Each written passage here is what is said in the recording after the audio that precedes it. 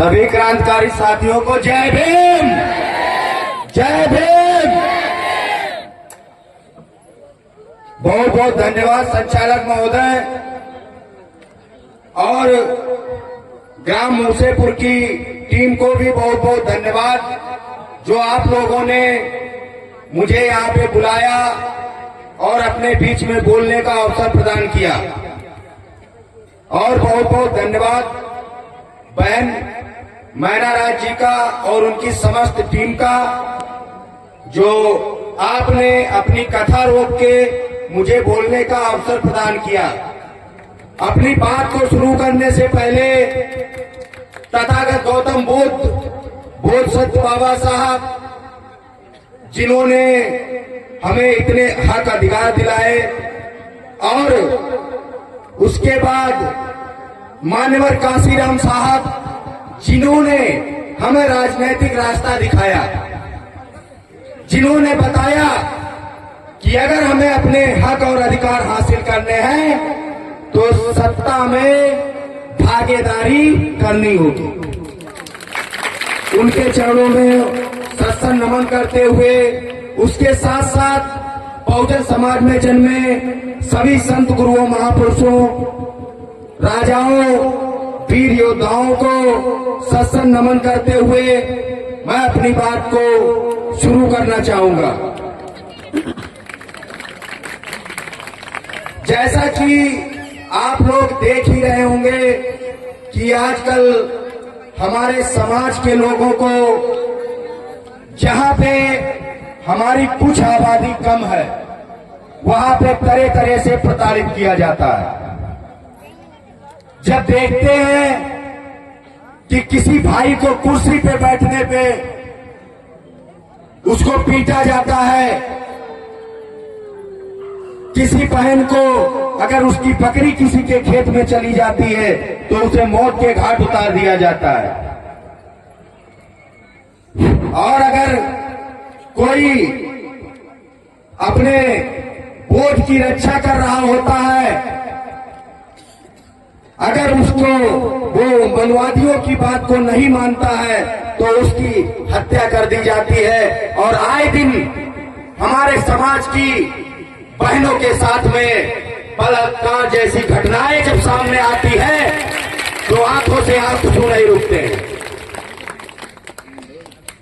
लेकिन अब मैं बता देना चाहता हूं उन मनवादी विचारधारा के लोगों को कि अब वो हरदोई नहीं बल्कि पूरे देश में चलने वाला नहीं है, क्योंकि हरदोई सहित पूरे देश में भीम आर्मी का डंडा और झंडा दोनों मजबूत है।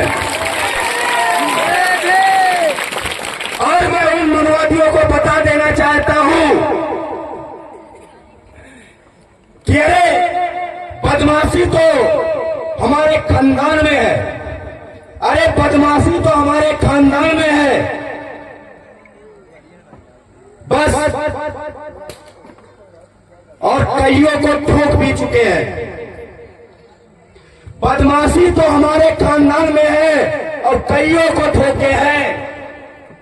और बस बचे हो तुम बेटा बस एक बात से, क्योंकि बाबा साहब के संविधान से हम रोके हैं,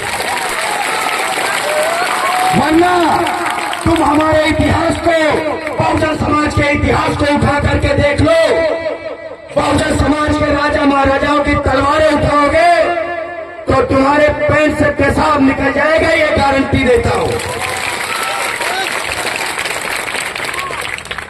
और हम लोग अगर चुप हैं तो सिर्फ इसलिए क्योंकि हम तथागत गौतम बुद्ध को मानने वाले लोग हैं जिन्होंने भारत देश में ही नहीं वरन पूरी दुनिया में शांति का संदेश दिया।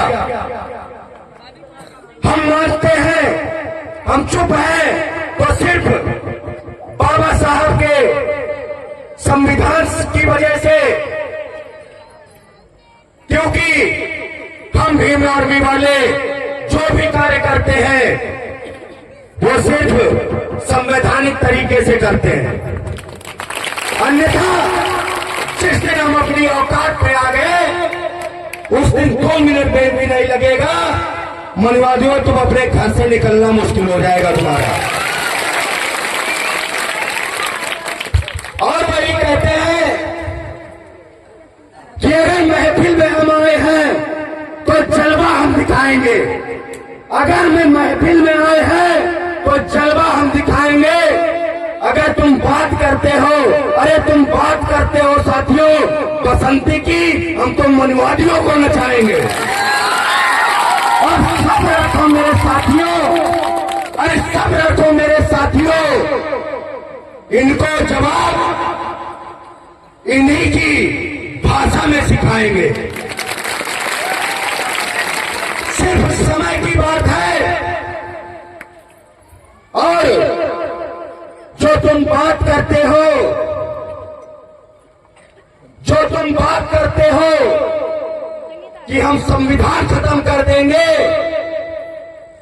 तो जिस दिन संविधान खत्म करोगे उसके 2 दिन बाद तुम खुद खत्म हो जाओगे, ये याद रखिएगा। क्योंकि मैं बता देना चाहता हूं तुम्हें मनवादियों कि हमारे राजा महाराजाओं ने, हमारे महापुरुषों ने जब जब हमारे देश को अगर तलवार की जरूरत हुई है तो तलवार से देश की रक्षा की है, और जब जरूरत पड़ी हमारे देश को कलम की, तब भी हमारे ही समाज के लोगों ने कलम उठा के भारत का संविधान लिखा था। और अगर तुम्हें गलतफहमी हो कि हम अगर चुप हैं तो कमजोर है, तो कमजोर समझने की कोशिश मत करना। अगर तुम्हें लगता है कमजोर है तो इतिहास उठाकर देख लो। सम्राट अशोक को, जिन्होंने अखंड भारत का निर्माण किया, अगर तुम्हें फिर भी शक हो तो देख लो सन 1934 में जब सैयद सलाल मसूद गाजी आक्रमण करने आया था, आप बैठेला बहराइच पढ़ के देख लीजिएगा। सैयद सलाल मसूद गाजी 1.25 लाख सैनिकों सहित आया था, और हमारे महाराजा सुहेलदेव पासी ने 1.25 लाख सैनिकों सहित उसकी गर्दन धड़ से अलग कर दी थी। और फिर भी अगर तुम्हें कोई कमी रह जाती हो तो अभी नया इतिहास उठा के देख लो। याद कर लो माता फूलन देवी को, जिस पे जब जुल्म और अत्याचार हुआ तो 22 ठाकुरों को लाइन में खड़ा करके गोलियों से भूनने का काम किया। और अगर फिर भी तुम्हें कोई दिक्कत लग रही हो तो याद कर लो माता वीरांगना उदा देवी पासी को, जिसने अकेले पीपल के पेड़ पे चढ़ के 36 अंग्रेजों को मार के गिराया था। और फिर भी अगर तुम्हें कोई कमी लग रही हो तो याद कर लो कोरेगांव, जहां पे हमारे 500 महार भाइयों ने 28,000 ब्राह्मणों की गर्दनें धड़ से अलग कर दी थी। तो इतना हम तुम्हें बता रहे हैं कि हम लोग शांत हैं या हम चुप हैं, तो ये सिर्फ हमारी कमजोरी नहीं है, ये हम अपने महापुरुषों के बताए हुए रास्ते पे चलते हैं। अन्यथा जिस दिन संविधान खत्म करोगे, आज जो संविधान खत्म करने की बात करते हैं उन लोगों के लिए 2 पंक्तियां बोलना चाहूंगा। ना झुके हैं ना झुकेंगे, ना झुके हैं ना झुकेंगे, हम मंजिल पाकर ही रुकेंगे। ना झुके हैं ना झुकेंगे, हम मंजिल पाकर ही रुकेंगे। और जिस दिन बात आई ना बेटा हमारे संविधान पे, तो तुम्हें तबीयत से कूटेंगे। तो आप लोग देख रहे होंगे कि भीम आर्मी के लोग आज आपके जिले सहित, आपके प्रदेश सहित पूरे देश में जहां भी कहीं हमारे बहुजन समाज के लोगों के साथ में जुल्म और अत्याचार होता है, तो वहां पे पहुंचने का काम ही नहीं, बल्कि उनके लिए सड़कों पर उतरने का काम, डीएमएसपी का घेराव करने का काम और उन्हें न्याय दिलाने का काम अगर करती है तो सिर्फ भीम आर्मी।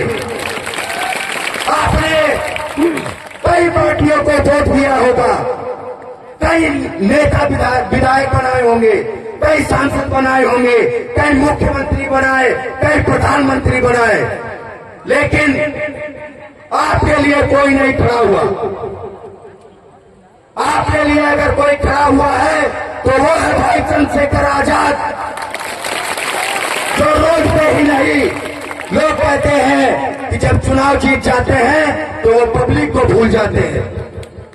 आप लोग देख लीजिए, आपकी बात को सड़क से संसद तक पहुंचाने का काम भाई चंद्रशेखर आजाद और भीम आर्मी के लोग करते हैं। मैं देखता हूं कि अगर हमारे समाज में कहीं पे भी जुल्म और अत्याचार होता है तो अगर किसी पार्टी के नेता के पास जाओ तो वो बोलता है कि हम सत्ता में नहीं है। अगर तुम्हें लगता है कि सत्ता में ही रह करके अपने हक और अधिकारों की लड़ाई लड़ी जा सकती है या जुल्म और अत्याचार करने वालों के खिलाफ आवाज उठाई जा सकती है, तो भीम आर्मी आजाद समाज पार्टी के लोग कौन से सत्ता में है भाई? हमारा तो इकलौता सांसद भाई चंद्रशेखर आजाद है, जिसने सैकड़ों माओवादियों की संसद के अंदर नींद हराम करके रखी है। आपने हरदोई जिले में ही कई ऐसे कांड देखे होंगे, चाहे वो माधवगंज में बेटी के बलात्कार का मामला हो, जिसमें एक ठाकुर समाज के लड़के ने बहन के साथ में, दलित बहन के साथ में अत्याचार किया था, तो उसको 24 घंटे के अंदर जेल भिजवाने का काम भीम आर्मी के लोगों ने किया। उसके बाद में आप सबने देखा होगा कन्यापुर हत्याकांड, 2 दर्जन भाई रघुनंदन लाल की हत्या हुई थी, जिसमें अच्छों की नींद हराम करके और एक हफ्ते के अंदर 6 अपराधियों को जेल में भिजवाने का काम किया, और जो नहीं पकड़े गए उनके घर में कुर्की करवाने का काम भीम आर्मी के लोगों ने किया। उसके बाद में आपने देखा होगा सुकमा में, जहां पे एक बेटी के साथ में आए दिन बलात्कार हुआ, जब वो प्रेग्नेंट हो गई तो उसको एबॉर्शन करवाने के बहाने उसकी हत्या कर दी गई और वहां पे उसे जेसीबी से सुबह 4 बजे गाड़ दिया गया। उसको 2 बजे रात में खुदवा के पोस्टमार्टम करवा के और उसके अपराधियों को जेल में ठूसने का काम भीम आर्मी ने किया। इसके साथ साथ अनेकों ऐसी घटनाएं हुई जो मैं गिनाना चाहूं तो पूरी रात गुजर जाएगी, लेकिन कारनामे कम नहीं होंगे। लेकिन सवाल यहाँ पे ये उठता है कि हम इतनी तादाद में होते हुए भी फिर भी हम लोगों पे इतना जुल्म और अत्याचार क्यों हो रहा है? सवाल इस बात का है कि हम लाखों की संख्या में हैं और वो हजारों की संख्या में है। अगर हाथों से भी नोचेंगे तो उन मुट्ठियों में भी उनका मांस आ जाएगा। फिर भी इतना जुल्म और अत्याचार किस लिए हो रहा है? क्योंकि हम लोग जातियों में बटे हुए हैं। हम लोग एक महीने तले खड़े होना नहीं चाहते, हम लोग एक थाली में खाना नहीं खाना चाहते, हम लोग एक चारपाई पे बैठना नहीं जानते। सिर्फ इसी का फायदा उठा रहे हैं वो लोग। अन्यथा जिस दिन बहुजन समाज के लोग 85% हैं, 85% ही नहीं बल्कि 50% ही अगर एक साथ एक तंबू के नीचे एक बैनर तले जिस दिन आ गए, इन मनवादियों की औकात नहीं है तुम्हारी तरफ आंख उठा करके देख ले, ये मैं गारंटी देता हूं। और मैं देखता हूं कि आज का वो जमाना है कि अगर एक हमारे भाई को मारा जाता है तो दूसरा भाई वीडियो बनाता है। बड़े शर्म की बात है। इसीलिए बाबा साहब ने कहा था, शिक्षित बनो, संगठित हो और संघर्ष करो। एकता में बल है। और जो हमारे बहुजन समाज के लोग जिनको अच्छा रोजगार मिल जाता है, अच्छी पोजीशन पे पहुंच जाते हैं और जो समाज को भूल जाते हैं, वो समझते हैं कि अब तो हम बहुत बड़े धन्ना सेठ बन गए। तो उन लोगों को मैं बता देना चाहता हूं, अगर वो तुम्हारे साथ में मनवादी है तो सिर्फ तुम्हारा लाभ उठाने के लिए, ये याद रखिएगा। और वही बात है, साहब काशीराम ने कहा था, तुम अगर सोचते हो, तुम पढ़ लिख के अगर उनके साथ बैठने लगे हो और अगर वो पहला फसला कर अगर तुमसे वोट मांगते हैं और बोलते हैं कि हम तुम्हारे हक अधिकारों की लड़ाई लड़ेंगे, तो इस गलत फहमी में मत रहना। जो लोग तुम्हारी गिलास का पानी नहीं पी सकते, वो तुम्हारे हक अधिकारों की लड़ाई कैसे लड़ेंगे बताओ। और सब बोलते हैं कि आज मैं जो भी ये बोल पा रहा हूं सिर्फ बाबा साहब के संविधान की बदौलत। बाबा साहब के संविधान, जो हमारा भारतीय संविधान है, उसके अनुच्छेद 51A के तहत हम लोगों को आजादी है कि कोई भी व्यक्ति अगर कोई अंधविश्वास और पाखंडवाद पे खुल के बोल सकता है, उसमें कोई प्रतिबंध नहीं है। अगर ये सिर्फ है, अगर हम बोल पा रहे हैं और आप इतने अच्छे तंबू के नीचे बैठ के सुन पा रहे हो, तो ये सिर्फ भारतीय संविधान की बदौलत। वरना किसी के यहाँ पे कोई लेट्रिन साफ कर रहा होता, कोई उनके पैर दबा रहा होता और कोई उनके खेत की गुड़ाई कर रहा होता। ये याद रखिएगा।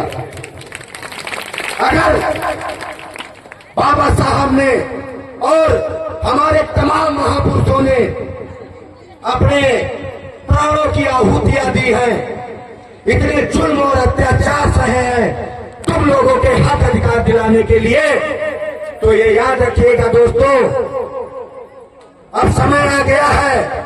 अब समय नहीं रहा कि हम लोग इधर उधर भटके। और आप लोग देखिए कि आपके हक अधिकारों की लड़ाई कौन लड़ रहा है, आपके लिए सड़कों पे कौन बैठ रहा है, आपके लिए मुकदमे कौन झेल रहा है, आपके लिए जेल जाने के लिए कौन तैयार है, उसके बाद में आप नेता चुनिएगा। जो आपकी बात करे, वही कहते हैं ना कि अब जो बहुजन की बात करेगा वही देश पे राज करेगा।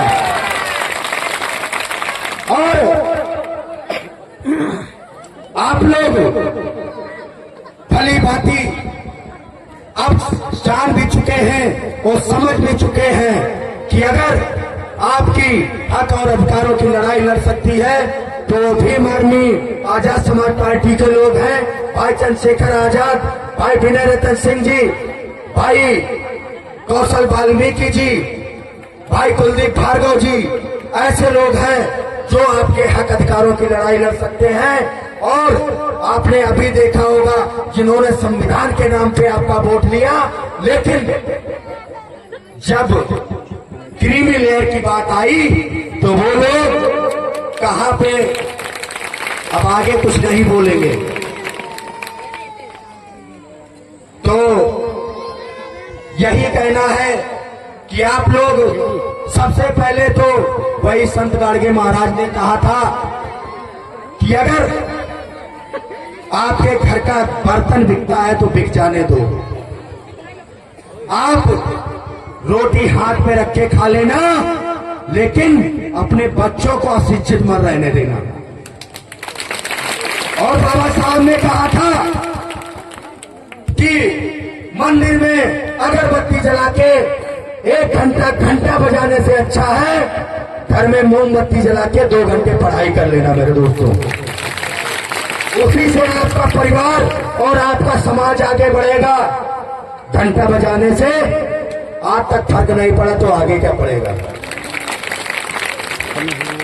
और जो बार बार संविधान को खत्म करने की बात करते हैं और हमारे सोच रहे हैं कि हम बहुजन समाज के महापुरुषों की विचारधारा को खत्म कर देंगे, तो लास्ट में अपनी बात खत्म करने से पहले उनके लिए 2 पंक्तियां बोल के जाऊंगा।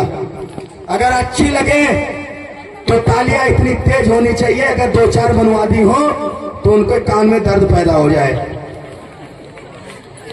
कि मुट्ठी भर लोग बाबा साहब काशीराम ज्योतिबा फुले, पेरियार लाल यादव, जननायक मदारी पासी के विचारों को मिटाना चाहते हैं।